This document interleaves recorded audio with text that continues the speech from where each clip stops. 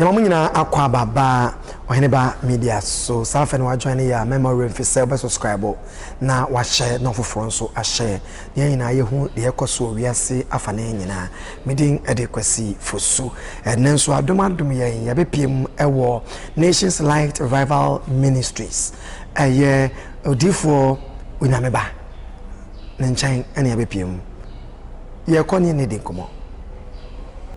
Prophet Emo Akwaba. Yeah, okay, and so now watch mu Oheneba Media. Ye boy penu na abenu no tie nsem kakra. Monso munim die mu no mo de be ma wiase ma matene ma biase. That's Nti ye hwe ye kɔ na ye hunu de ye kɔ so de ye bebusa sɛ wan ne odifo onyameba. Yo me das me do ne wetiefo ina Yankopɔn hyam. Ye kaso odifo onyameba ye Onyankopɔn otumfo Onyankopɔn ya. No somfo kase a weyi na ma Ghana ne wiase mfra na ina ewiyemre onam mensa so eye adwuma ewo sunsum sori kwan so awo sunsum sori kwan so ye wo wedi be na da wo so a ya be hunu onyameba on se baby a me free no aya na ye nhada nto abrofudin anti ye wo a na yakase ye be ma wo heavily name ana wo surudin enti edin ame maame ene me papa ede to me eye Gemini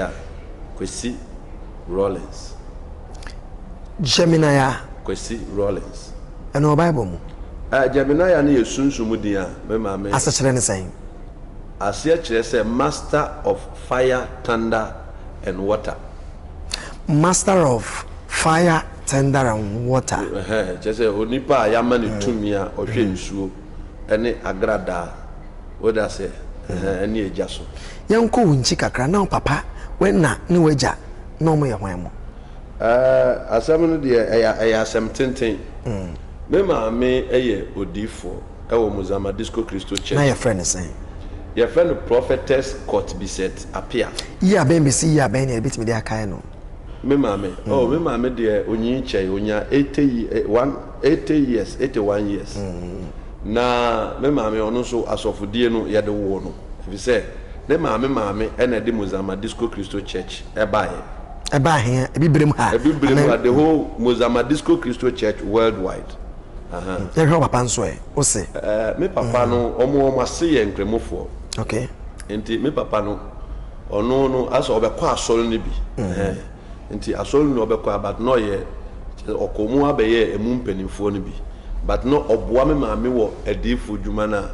na oye no but wamfa no ho ayedai anto edi because ne yere na ewom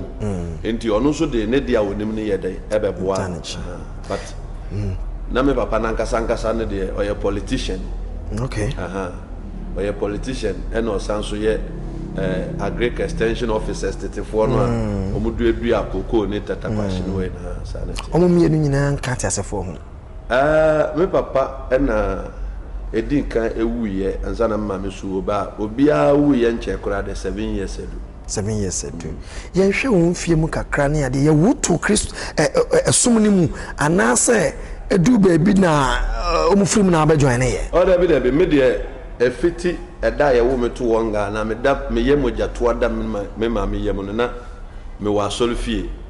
te me de ya wo mi na no e asolfie nyame na ase na matena abepemene on se ni titinu ni ntini bi din komo a obetimi ka so wo me ko wiase kakra e na afa ne mabefa nyame wo de net sa onipa bi eni wa wafa nyame mra na disua bepem sesi a bebia wadu but yet team wo nyame fie e na me ye nyame dwuma ntem at the age of 7 years no na Ewurade fa no so ehyenkom esayale ene na wato aso ana se o diabetic kakra edu baabi no yekoye mrantesem kakra so what I say se na meka wa no mesuemu kosku kakra me kosku pa na kosku edu akire but na me mpesa me kam school as from 7 years now ye kakra na o dane fa wiase kakra ana so ye mranto asem kakra no ebrebe na osan dane wani ehwe mame nka semincho na me mame eyodifo no se Mozama Disco Christo no aya transfer ye say na bia okodi ba bi 1 year 2 years 3 years 4 years enti me mame na me di me mame achi na oye adwuma no na adom no eba me so but me de so me maame e fa out sa kom ana de kwan be so na ba so sa me de historical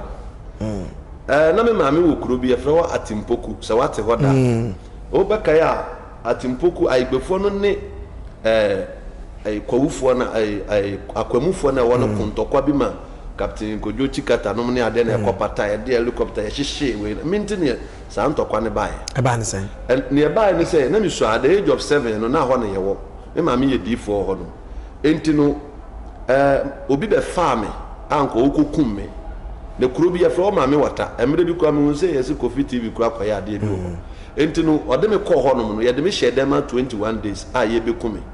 but na ya sɔre ye wakasa bi a ye ka sɛ wokɔ ahokyere mu a ne yɛ ka na misua na maame akyerɛ me enti me bɔ mpa yɛ na nkwala yɛ kye yɛ buru bɛyɛ 400 yɛ kuma mu nyinaa ɛyɛ me ɛne Atimpoku ɔhene ne ba ɛna ɔmo antimi enkum no enti ne yɛ ne sɛ me bɔ mpa yɛ na me hu sɛ obi abɛgyina ɔse yɛ fɛ ne Jaluja na Nyankopɔn na asoma ne sɛ ɔmbɛyi me mfiri saa abia no physical na sɛ ɔba me nkyɛn physical na mpo no ɔsɛ me paa na ɔyɛ tenten gram bɛɛma paa na ɔsɛ me no che ono no ye bofo e fe ne Jaluja na Nyankopon asoma ne se o meyi mi mfiri ahanom na ono otumfo Nyankopon de mbeye adwuma ti mani so tem na me wo lolo kwan ho e na me ba enti me ba e no man de fe no me we fini din kakra che asema me can getting to 35 years what I say enti no nipa no be fa me no o de ne ka fa me no o de me be si ye no okọ na bebi o fa me na ne ka ne yas dem no wi o tete kora enti me bae na sunsum ne start say edeme ye adwuma o ma me kan krofo ho asem ti sa abre na ma yes adwuma ya be pem sa abre that time now age ne saying na me 7 years enti me 8 to say nkom na wo 7-8 years me ba awurade ma me share ne ma me nkom say oba opa wo so obewo no owo achim oda ye friend sister Eva but this time ne wawu but akwala ndi otiase ye de ne to me enti ye friend Eva Rollins what I say when you 35 years oni ye mampanyi dada ebo abusua na menene mma abusua menene ne link bia to nya Rollins no we me papa omachi no mintimi nkyere bia ba papa no omachi no ye eja onu Cape Coast abrofo no ha entino sa na ena ma wonso nya bie sa na te ena ode say di na ta unyusu me yusu ba ene me bintimi nya abofo no osesa me din ema me titles bi na se mintimi mfa edin no ye dai enka ho oni abofo na ye adwuma me ni abofo bebre nya abofo bebre na me omo ye adwuma me bofo peni Jaluja ene ne nkwala oni omo ye adwuma na me omo ye ye kan bofo a obo ni dina ye hwe seni city a oni ho na adwuma ne finance ne de na oye edino ayo obi a wo asase so ewu ko oye saint anase aye bofo ye nya me bofo but on se bofo bi aye peni a ono so na sefo enti abofo no mu no ono no da adwuma na nya me de ama me na me ye na no nti ono so e wo ne nkwala ya tetete ye hu bi da ya tete abofo din anim abofo Michael abofo Gabriel Rafa ya say din di ase ye nte da na say ye din wo Ghana ina so na yenim what I say ye din wo Ghana ina na yenim and some abofo ne functions ne duties ene de ade o ye ne say otumefo e na o kyerɛkyerɛ me akwan ekwan amefa so amesum nyame yie ma aso awurade Nyankopɔn ani ena obi ba me nkyɛn so na owo problem so a on say ye ha no ye cancer no ye twintonto wo enipa no oba wani ma o meka na asem obetena wa na wo watwene huntonto na sunsum na sane na wa kyerɛ ade a ha no na wa ye no ho adwuma ena obi wo nso a wotie na asem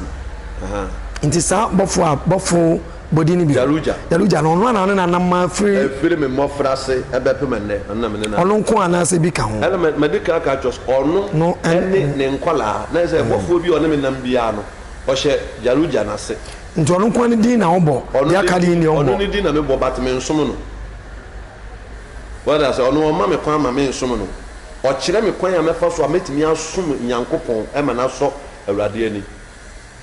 Oze Nyankopon nankasa ontimi mmegina onche no nka nchosa wafun minti fo odwan brem ana wafun minti fa akokọ brem na ze Nyankopon e patapa oze se wunya asema wudwane kotoa obi a oben sa nipa na nipa na cho se asemesi de ne fɛrɛfoɔ ni nti sɛ wɔpɛ sɛ ɔde kyɛw a ebi a kohu ne fɛrɛfoɔ wei na ɔne wɔn kɔ wate ase nti abɔfoɔ adeɛ ɔmo yɛ ne sɛ ɔmo kyerɛkyerɛ yɛ akwan yɛ betumi ama yɛ bɛbɛn nyame yie ɛne nneɛma a wɔyɛ a wobɛtumi abɛn nyame yie nti bɔfoɔ bi ɔne wɔn nam na ɔntumi ntwe wɔn adwene nkɔ nyame so na ɔtwe wɔn adwene ba ne so na ɔma nipa ehu ɔno ɛkyɛn nyankopɔn biara no na ɛsɛ saa abɔfoɔ no ɔyɛ anuonyam pɛ nti bɔfoɔ no ɔyɛ guardian angel ɔyɛ meme guardian angel a nyame de na ama me abɛto asɔle a ɔno nyame de ahyɛ me nsa na me mede kan busa wo sɛ ɛnyɛ akɔm ne fa a wo sɛ ɛnyɛ akɔm ɛnyɛ akɔm ne fa me because baabi a me kɔɛ na ɛyɛ abosomfie ne yɛkɔ mekɔhu nneɛma bi a meka wɔ Ghana ha ɛnyɛ yize ahɔ na mekɔhu nipa a yɛde ne hyɛ kukuo yɛka ne sɛn kukuo ohu na yɛawɔ no na yɛde ayɛ alata sɛm nipa dasani aba bɛfa Ghana ha about 30 years ago na wɔde ayɛ dɛn na nipa bɛfa so nipa na ɔde me kɔɛ no yɛfɛ ne Kefas ɛnom na yɛbɛka sɛ Sifas ɔno na mepɛ wohu sɛ Bela wonim Bela saa mmuo no a yɛ akyekye alata nkora ɛne nkwala a yɛkyekye na ɔkyee bi na ɔse me mmɛgye nti meba na ɔkyee na ɔde me to koduom ɛna ɔde me kɔɔ maame wɔta wokɔkumi nti wokɔ a yɛbɛma akɔma de waa ne yɛbɛyi wo tirim nyinaa ne yɛyɛ wo ho nneɛma nti sɛ bosom ne fa wo de a sɛ ɛtumi fa wo sɛ ɔbɛgye wo a ɛne yɛtumi kum but yɛde me kɔɔ more than 7 times within 21 days wangye me antom na ɛsɛ ɔmo pɛ kwan nti ɔmo de yɛ saa akwankyerɛ no anaasɛ ɔmo si yɛ ɔmo de saa nneɛma no yɛ dɛn na mesua ɛyɛ tumi anaasɛ yɛ deɛn nti na meka sɛ nneɛma bi a nnɛ matete wɔ radio so no ɛnyɛ me nwanwa biam because na mesua at the age of 7 to 8 no mu no mehunu bi ɛwɔ kura yɛ fɛ no maame wɔta na tema wobɛnya adi yie na bɛyɛ asɔfo dwuma yi ɛne ade yi wampɛ akyirɛ nkɔhwɛ sɛ saa tumi no ɛkɔsi he na ɛkɔfa he me kura no wɔn sɛ na mesua no nti mamfa nyɛ adeɛ bi a na ɛhyɛ daa dam akoma so but nansen ya na mehwɛ Kofi TV baabi na mehu sɛ wakɔyɛ obi interview wɔ kuro no mu na meka kuro no a yɛkye me kɔ hɔ na sɛ na ɛda ho ayɛ kuro a yɛdɛ ɛwɔ hɔ nti obi busa sɛ wo tumi firi he a wobɛka sɛ firi he ɛno deɛ wohu sɛ meme kasa ɛfiri nyame koraa nipa saa na ɔmo nteɛ meme kasa ɛfiri nyame koraa ɔngye me nni nti ɔbɛka sɛ ɛfiri bonsam but me nyankopɔn no a wasoma ne bɔfo gyalogya mo wabɛfrɛ m dɛ meme nim sɛ nyankopɔn na ɛde me yɛ adwuma doo meyɛ nipa but nyame na ɛde me yɛ adwuma sɛ wonim agyenkwa Yesu Kristo megye ne di papapapapa but ade a mengye ndi sɛ nyankopɔn ba na ɔsoma ne ba asase so mabere wogye me ne omienu nkwa no wode asɛ a meme nim no nyɛ ɔno ne din ɛna sɛsi a yɛbɔ yɛfrɛ ne san na abakɔsɛm wobɛhu sɛ yɛfrɛ ne san na yɛntimi ɛnka nkyerɛ ɛwɔ ha sɛsi a because meka questions na yɛbɛba no ebia ne yɛntimi yɛ no wie na nyankopɔn ba na obɛwogye me ne omienu nkwa no wate aseɛ Solomon koraa ehu no nti ɛyɛ hintasɛm woka Proverbs chapter 30 verse number 4 ne kwara ɔsɛ na meyɛ kwasea meyɛ obi a menim deɛ na ɔsonsoro ne Nyankopɔn no so menim na ne ba no so menim no na sɛ wonim na abɔ ne din ɔsɛ wasɔ nneɛma nyinaa hwɛ ɔno na ɔtumi de nsuo ɛsɔ nsuo wɔ ne nsɛm wote ase ɔsɛ ɔnyame asɛm nyinaa wasɔ ahwɛ na ɔno deɛ ntumi nsɔ no hwɛ nti wode ntorɔ ka na ɔbɛyi wo ama ɛno ne Yesu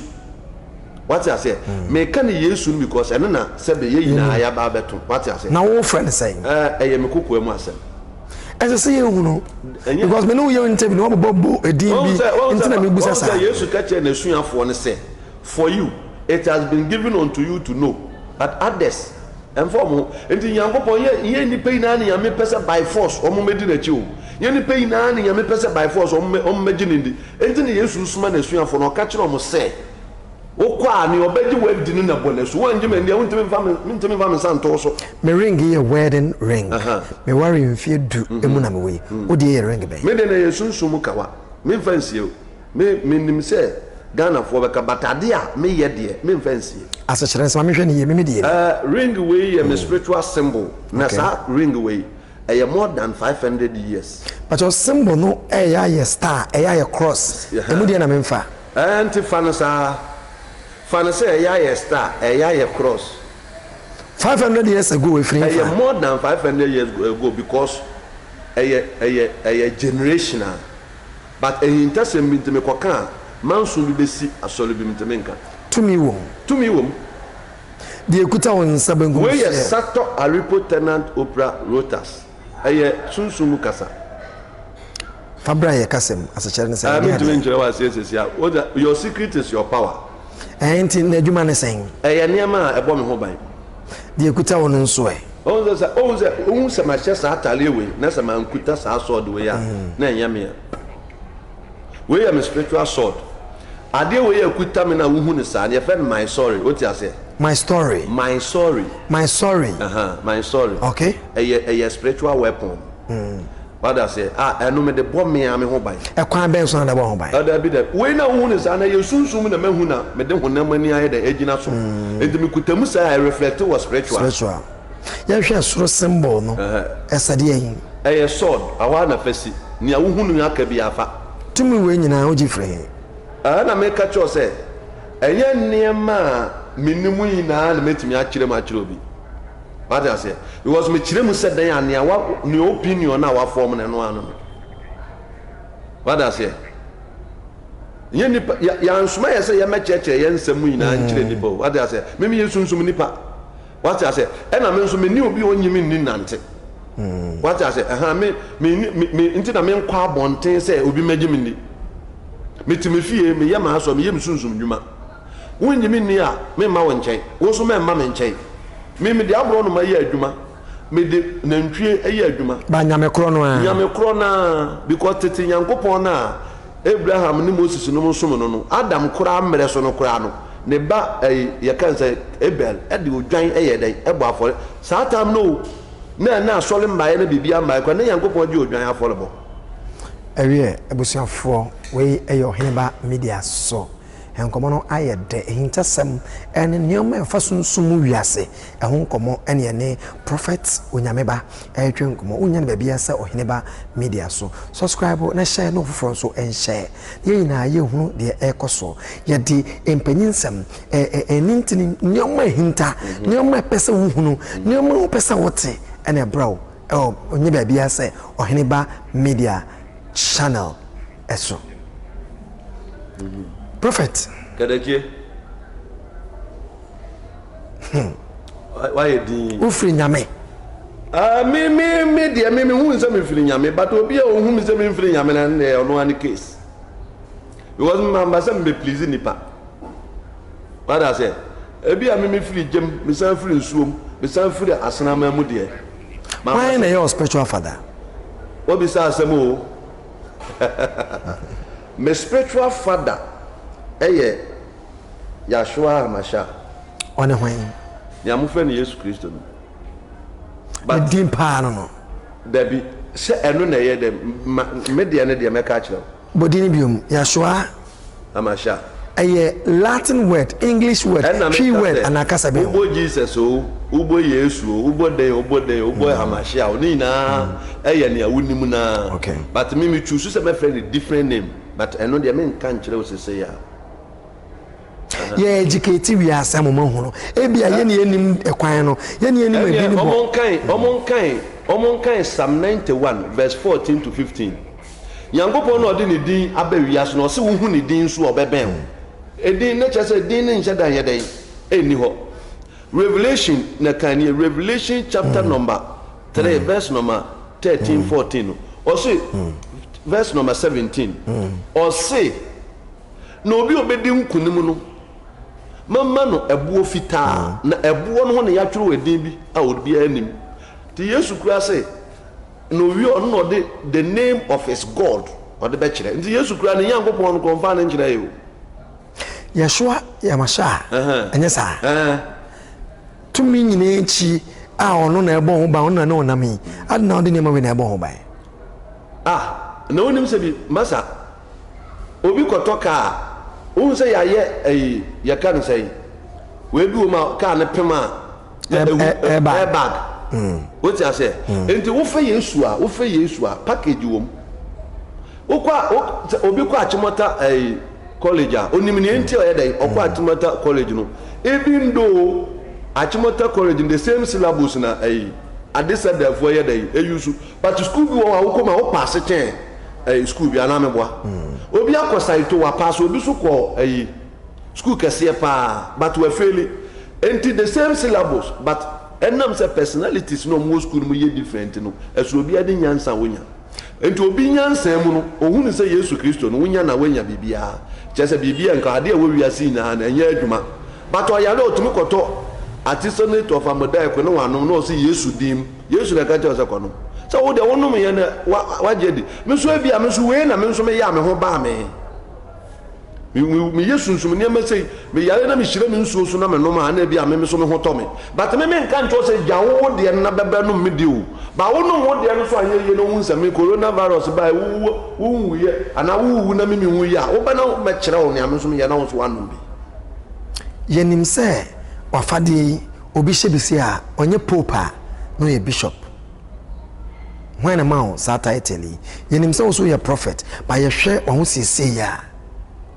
when we say wi ase no obofo a wone nenam na okire wugina bia every year bia no obofo pani jaluja metene na so amasore me nsom no but me som otumfo Nyankopon but ne awaboa wona na waboa onye nipa yi na na osuma ne say onkonko furo bi mba ade edemu a oko obofo ne friend say jaluja wo hunu da o pese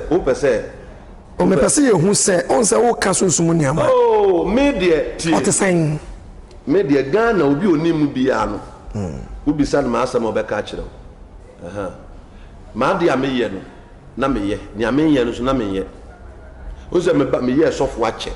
ba o se me nenam Facebook sa me nenam radio so sa because me media no aya na me pese obi ka kire na wa wo hwehwema na wo gidi na wo ba na ma ye bia ma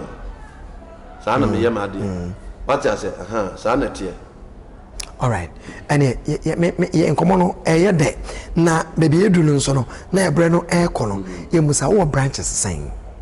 Oh, sese ya de. So we be Facebook a. E bia won tam follow me de to wo say se coronavirus we no ekwa we a me nya asole biem. And I bia wo follow me, I follow me. For the benefit of my viewers and my listeners, into the best decision. Now we were almost 91 branches. International na Ghana hanko. Oh, media me interest in Yamba international churches. Me interest in say Nyame suma me wo Ghana. Ghana ni nkuro bebre da wa say me yesu adwuma me nyanwie enti me ndwe international. Over 91 branches see a na ama asofo no say obi a emfa. Wa asofo na o cha asofo woni mo. Me ama asofo a me train edin edaso ane de edaso yi o de se ya me mo kwan na de obi a e de edin a obi wo kra me na me de edin ma na de to so what na me chen ena se wo nko a wo de a odin da so branch sign na wo one eno ane me a ena wa kai wa ye se o pese sisi a wo ja ni nyina mu na wo ye de yen ade ba ko mahu a me pese me jai asole se bompa yo ye na me pese me training asofo because to be sa expose ye ba na ade na me su ne me bebre ade a mehu ni se asofo no bebre do nyame e pese o mo sum nyame anko nya no kure kwan na sunsum kwan na obi be kire o mo a anko mo be fa so but I said there is no leader na obofo no ena si jaye nsore ne ye na ujaye a obofo no djuma be no benya ye se aha na de me ye ba won say kan de obejaye no ho no be Bible college wo creative branches bibiri ya na enene ye fro be ye program ha obi yale obi nya say na ye wayi nti I calling and how they dey calling me hu say me calling ye say me tie ni asofo okay coronavirus ebayi oso mi bi pie expose no so a akompanko e de baye no so so ni ma bebre unyini say no ntina wudwane free o de bi me kan ya nsa na sa ne ma no kura eba because asofo e frame no me hu o mo say obi o ba frame o say sofo me pe power how come say oba di nyame echi no be ka say o pe power but as me hu say they lack a lot of knowledge na asofo na wo jeje ansore 91 ina mo no o show mo ene hwe bibia ofiri ba o metima ya asore no metreni omo nyame mu nteteye ni sunsum kwa so niema menim na omo ye bebo omo nti obi didi boni bi be pata odin wo ba ye dey each one for himself and God for us all uko di ubusumachi ya wo no wakodi busumachi uko bo wadwama ya wo no wakobo wadwama Bible school ne di be na person de to so me pese me de betu adwasesia because yes ata ya advert ne preko a fraternity what I say a fraternal because bibi a fraternal lodge mo ana obet me can say lodge What I say? Because what was a real see and one. A real son of Obia per se, soon be a bit me up one home by. And I bet me up one myself will be soon be a say a bonus say papa on phone. Or say when the spirit come, he will give you power. Who won't come on the bar of to me. And my catcher said, Yes, Christ, who are my Bible. Jesus na ye di na chi no antro bibia anto ye nkofo no ma tro no ho asem but ade ono ka kire ye anaso omo tro no ho nsem na eta ka ho asem pa ye ho konkron ana meboa nti na ole ho konkron ye adwuma enti me no me believe ho konkron no chen Bible no because ho konkron no de oye enne nyankopon oye ochine nyankopon oye daachi nyankopon ana Bible no so ye de Bible no de nsem bi wo mu a atwam ni atwam na me ka tro nse asem bi afa Solomon ho ye de na fa me ade a yankopon ye ma Solomon fine say ye hwe so ne de asua mi bi enti wo hwe so a wo ye hwa wo so hwe ne yankopon betimi aya ma wo what ade na o ka kire your viewers your listeners o Heneba Media Heneba Media number 1 you can say Facebook TV in fact so won say me wo so de na say enim before so because I na metie mu kasa ne mu nyuma mo ye na say mo de ne blogging o say ne ameka what say no kweto do me won say blogging obi obetimi akofa nkokon say asem bi enim ko obekan gidi but me won say mo nya sa mo de ne ye no kore na mo beba kan ho asem interview a ebefa nipa no ho ana ede enkunimdie beba enti Heneba TV de Heneba Media Heneba